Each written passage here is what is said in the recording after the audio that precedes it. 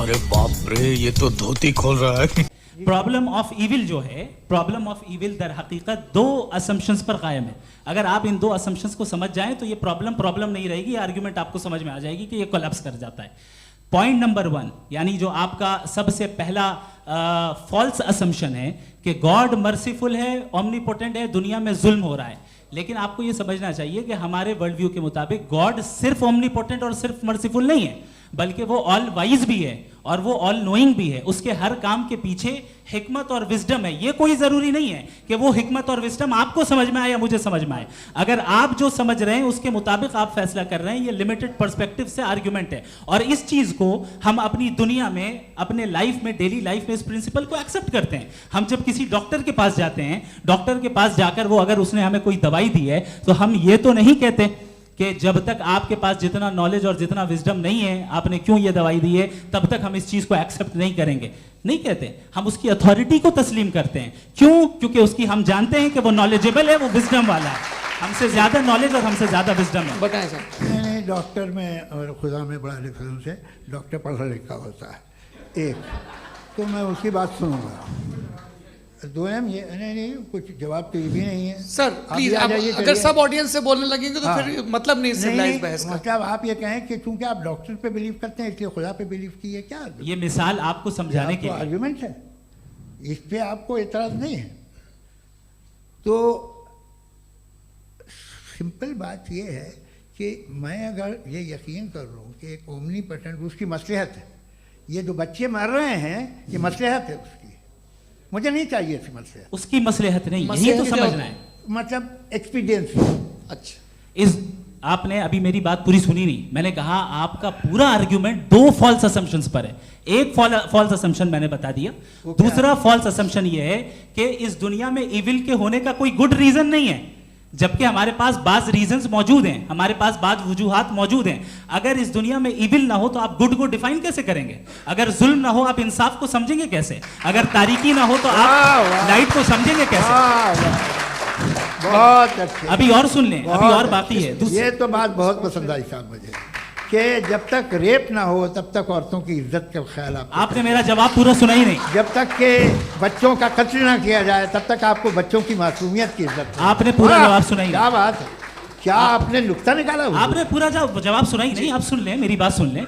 ये मैंने आपको एक चीज बताई। दूसरी चीज, इस दुनिया में हम आए हैं टेस्ट के लिए, हमारा टेस्ट हो रहा है और हर इंसान का अलग अलग अंदाज में टेस्ट होता है। और इस दुनिया में अगर इविल मौजूद है तो वो इविल जरिया है हमारे अंदर ह्यूमन नोबल क्वालिटीज को डेवलप करने का और अलग अलग फील्ड में प्रोग्रेस करने का। और अगर हमारे अंदर और इस दुनिया में इविल नहीं होता तो बताइए टेस्ट का मतलब क्या होता? अगर मैं अपने स्टूडेंट को एमसीक्यूज दूं और उसमें सिर्फ राइट आंसर लिख कर दे दूं और कहूं तुम्हारा टेस्ट हो गया, ये मीनिंगलेस है। इस दुनिया में अगर हम टेस्ट के लिए आए हैं तो जाहिर है गुड एंड इविल दोनों मौजूद है। तो अगर गुड एंड इविल दोनों मौजूद है तो ये इविल भी खुदा का बनाया हुआ है? जी हाँ, खुदा का बनाया हुआ है। लेकिन अच्छा, चलो अच्छी बात। जी बिल्कुल, तो बिल्कुल खुदा ने बनाया। अभी तो ये है कि जो मेजॉरिटी है दुनिया में वो इविल है, तो ये खुदा एक्चुअली इविल के साइड पे लग रहा है मुझे। बिल्कुल भी नहीं, मैं बताता हूं। मेजॉरिटी में तो वो है।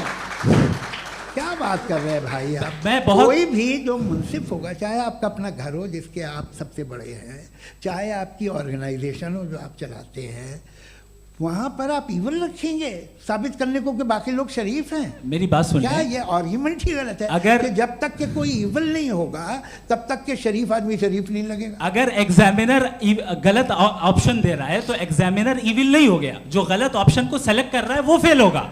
क्रिएटर ने इविल को बनाया है लेकिन वो इविल नहीं है। अच्छा सुनिए मेरी बात, लेट मी कंप्लीट सर। जी जी। क्रिएटर ने इविल को बनाया है टेस्ट के लिए, वो इविल नहीं है। इविल वो होगा जो उसे इख्तियार करेगा। छुरी को बनाने वाला गलत नहीं होता है, छुरी का गलत इस्तेमाल करने वाला गलत होता है। रेप को कैसे गलत इस्तेमाल करते हैं? रेप इंसान के फ्री विल का नतीजा है।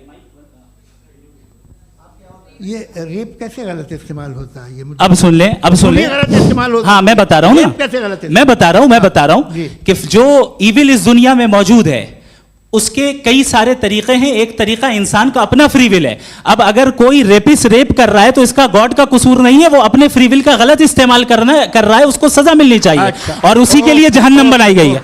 ये फ्री विल का भी बड़ा चक्कर। आप जब कोई बुरा काम करते हैं या कोई बुराई होती है तो ये कहा जाता है कि ये फ्री विल है। 7 billion free wills are moving on this planet.